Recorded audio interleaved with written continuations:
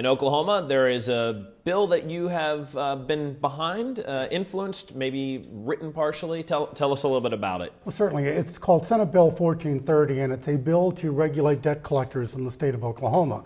What we have in Oklahoma is pretty much what everybody else has. Debt collectors being pretty rough, pretty abusive, pretty egregious, literally abusing an awful lot of people, and we think it's time to stop that. How are they abusing people? Well, it's anything from late-night phone calls to profanity, to ethnic slurs, to yelling and screaming, to suing people that really aren't even responsible for the debt. And that's probably the one that's the most offending for me. I'm an attorney by background in education. And to sue people who aren't named on the debt, to sue the wrong individual, and then make them prove they're innocent, that just seems unconscionable to me, and it's a waste of judicial resources as well.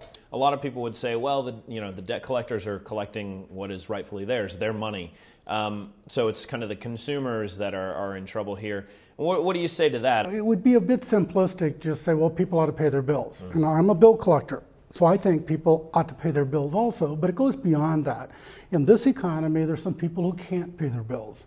And there are people who worked every day of their life. They went to good schools. They worked really hard. They carried a lunchbox. They did everything right. And because of the way the economy turned out, they now are in a position where they just can't. They don't have the capacity.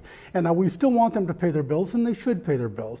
But you can't yell, scream, rant, rave, and beat upon them and do all kinds of egregious things just because they happen to be behind a payment 2 or 3. There's a difference between the right and the power. And you can have the power to do something, but that doesn't necessarily mean you have the right to do something. This market is stock tickers market. Stocks have rallied this year. We're coming into a Monday where we're going to